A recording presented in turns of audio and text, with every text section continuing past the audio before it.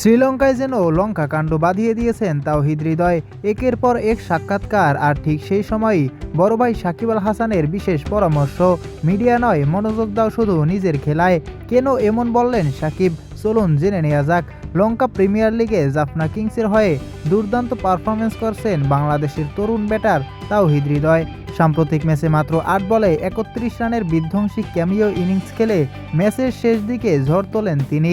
শেষ ওভারেই আসে ৩০ রান, যার বড় অবদান ছিল হৃদয়ের বিস্ফোরক ব্যাটিং। এই দুর্দান্ত পারফরমেন্সের পর শ্রীলঙ্কার গণমাধ্যমেও এখন আলোচনার কেন্দ্রবিন্দু হৃদয়। একের পর এক সাক্ষাৎকার দিতে হচ্ছে তাকে। এমন পরিস্থিতিতে সতীর্থ ও senior cricketer বিশ্বসেরা allrounder Shakib Al Hasan নাকি হৃদয়কে পরামর্শ দিয়েছেন মিডিয়ার আলোচনায় বেশি না জড়িয়ে নিজের খেলায় মনোযোগ ধরে রাখতে। এছাড়াও সাকিবের পক্ষ থেকে হৃদয়ের ভবিষ্যৎ নিয়ে আশাবাদী মন্তব্যের কথাও আলোচনায় এসেছে। যদি হৃদয় কঠোর পরিশ্রম ও ধারাবাহিকতা বজায় রাখতে পারেন, তাহলে তিনি বিশ্ব ক্রিকেটের অন্যতম সেরা ব্যাটার হওয়ার সামর্থ্য রাখেন, এমন বিশ্বাসই প্রকাশ করা হয়েছে।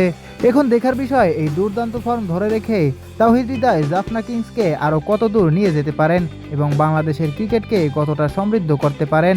প্রিয় দর্শক, আপনার কি মনে হয়, তাওহিদ হৃদয় কি ভবিষ্যতে বাংলাদেশের অন্যতম সেরা ব্যাটার হয়ে উঠতে পারবেন? কমেন্টে আপনার মতামত জানান। এমন আরও সর্বশেষ ক্রিকেট আপডেট পেতে অবশ্যই চ্যানেলটি সাবস্ক্রাইব করুন।